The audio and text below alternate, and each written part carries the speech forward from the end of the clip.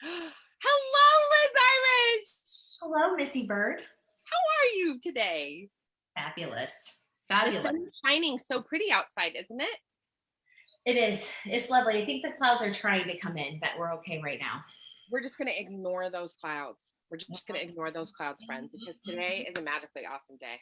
It is a magically awesome day. I'm going to turn you up a little bit here for whatever reason. For whatever reason, I'm quiet. Hi, I'm so happy to see you. I'm so happy we're going live to our amazing Facebook page. Yes. To everyone who's watching, hello. We're so happy to see you. I'm going to do a little sharing from my telephone. I haven't been live in forever. No, I was going to say I miss doing these things. I don't think typically we weren't live. We were recording our Zooms and doing our interviews in the beginning. Yes. This live thing is new for me. Yes, it is new for you. Not new for me. I love going live. I go live all the time. It's like my favorite thing. So I'm super excited to be doing new things with you. I know. I'm excited too. Let's do this. Let's do it for sure. Smoke. You have incense or something going on there? Got incense going. It adds to my allure.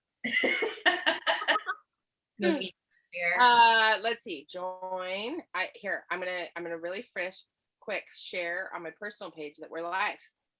Yeah, I probably should do the same thing. Here we go. Oh, yay.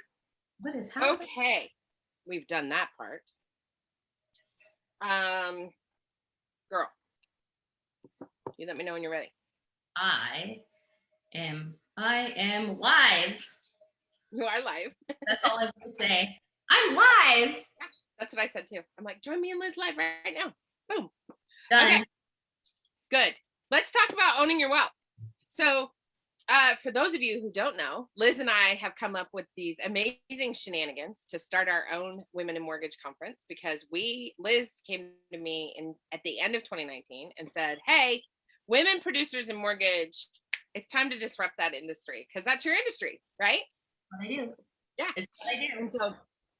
And it's full of just need for disruption in so many ways. And so then the pandemic hit, of course. And so we did this interview series, but we've decided to start talking about the reasons that we think this conference needs to happen and why it's different from all the other conferences. Because there's lots of conferences for women in the mortgage industry. Yeah. There are. A lot of them are run by men with male speakers, which, I mean, we're both married. We're a fan of men, but we want to talk about women. And a lot of them are for C-suite exclusively. Right. And the majority of us women producers are the ones that are really making the money for the companies, right? We're the ones out there busting our butt. And a lot. Sorry about the echo. Meeting with our clients and doing the loans and keeping our databases and I just don't think that there's a big network of people out there that are just really rooting for us, I guess, is the best way to say it. Mm-hmm. I think that, and I think here's what I've noticed since we started doing this. What I've noticed since we started doing this is that I'm hearing a lot of women in the industry say, oh my gosh, it's so exciting, it's so exciting, it's so exciting, but be careful and be cautious. Yes. And the last thing you and I are, Liz Irish, is careful and cautious. And that's the joy of putting together this conference. Because why do we have to be careful and cautious when it's time for us to own our own wealth when we're the ones who are taking care of our families and our friends anyway? Yeah, and ironically, I don't think this is mortgage exclusive. I have no female financial advisors. They're the minority. They have the same situation. I would suggest that women insurance agents suffer a bit too in that same realm. Yeah. When we're talking about finances, I really think there's a lot of crossover here. Women are like infiltrating all of these workplaces. We're infiltrating it all. We're the majority of the population, and yet we are consistently paid less and promoted less. And we need to stop that. People of color suffer as well. And I'm just over it. I'm over it. And I think that is the beauty of what it is that we're doing. You know, I was talking to someone yesterday. I was being interviewed, like a pre-interview for a podcast. And she said, did you know that Native American women make 54 cents to the dollar? And I said, yeah, I sure did know that. And she's like, why don't we ever talk about Native American women earning 54 cents to the dollar? And I'm like, why don't we ever talk about Native American women, period? Like, Yeah. so there's so many holes, and there's so many spaces where we can change the course of the way all of our communities interact when it comes to women and money. Mhm. And what I really want to focus on today, for the people who are watching, is literally how women producers in the mortgage industry can own their own wealth and own that they want their own wealth. So, in your experience doing this work, what are the things that you've noticed have stopped women from taking it to the next level? I think women, even this includes me, have wanted to be grateful. We have not wanted to be perceived as rude, bitchy, pushy. There's a lot of emotional ties to money.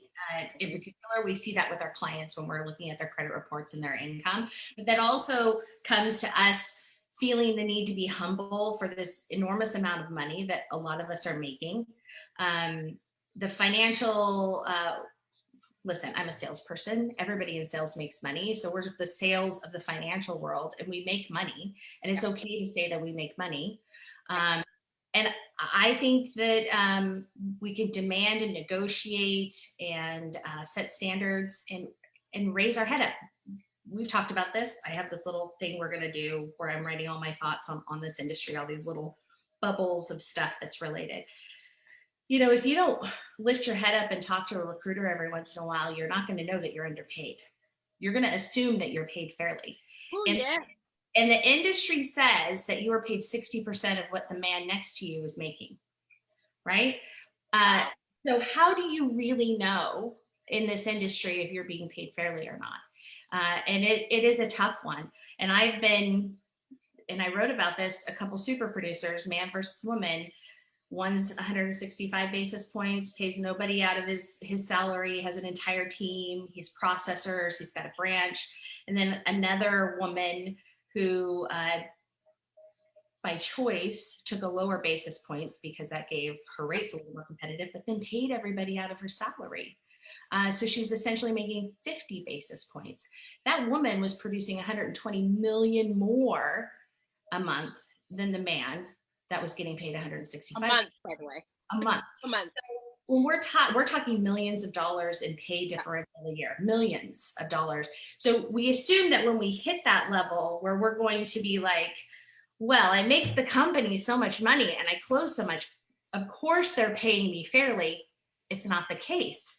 There isn't anything that you can do or behave well or produce enough to equal what men are being paid in this industry. So we have to start talking about it. We have to start supporting each other in that fight. Yeah. And one of the things that you brought up that I really want to go back to is the idea of gratitude and humility, because we don't ever look at men who are working in the mortgage industry and ask them to be more humble. Not ever. No. Could you please be more humble?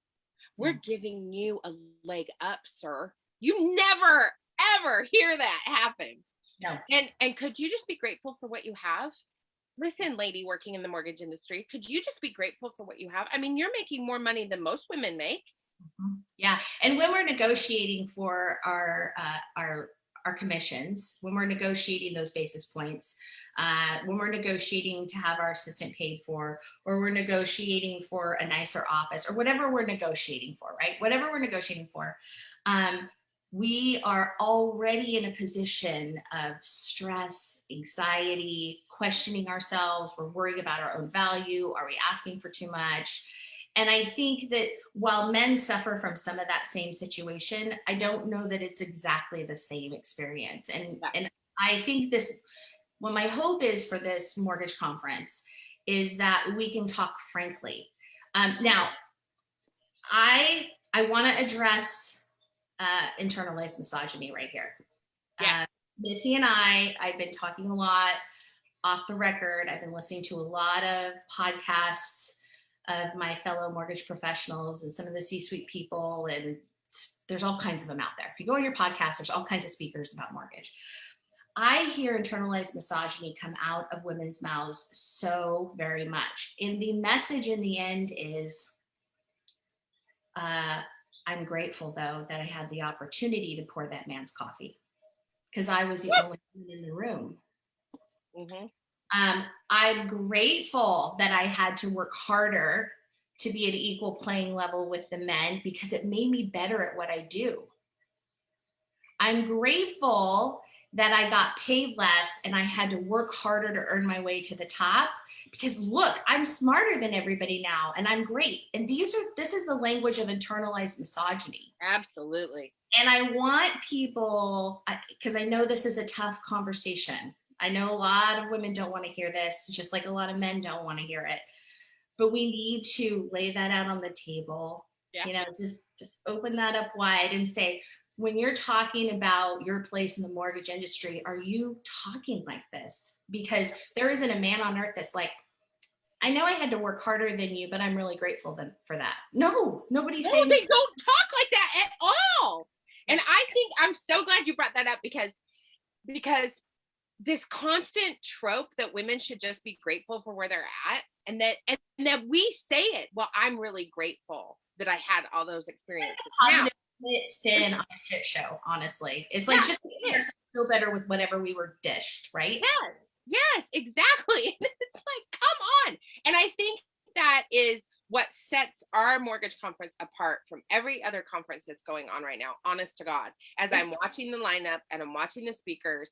And yes, we're going to talk about how you can have great systems and all those sorts of things.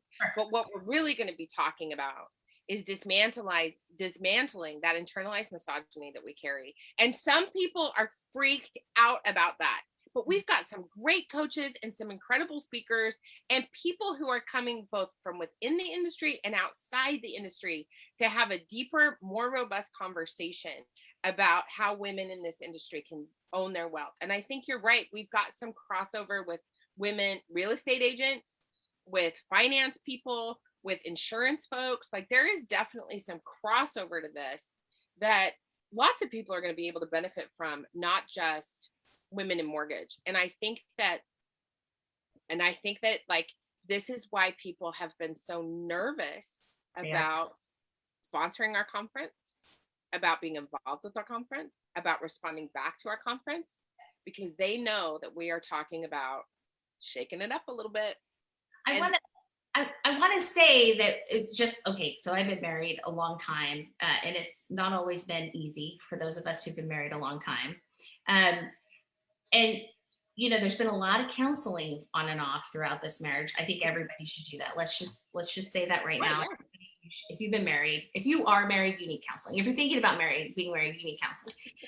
And there are issues in my marriage, and I'm going to talk from a personal space, that while things may be happening to me in the marriage, like language or treatment or just not getting enough, whatever it is that is in your marriage, we still have to deal with, before we deal with that marriage, we still have to deal with why we picked that person. Yeah. Right? I can't fix my relationship with money, with my male bosses, with all the people in my life until I realize all of the conditioning and language and thoughts and crap that's going through my head. Yeah. And why I picked to work for that boss or why I picked to work for that company, because it's a self-fulfilling prophecy otherwise. Yeah. It's the same reason we have, people go into abuse relationships over and over and over and over. If you don't fix something at its core before you move on to the next thing, you're just going to have the same problems, right? Yep. Mm-hmm. So, and I hope that this conference addresses some of that stuff, right? Yeah.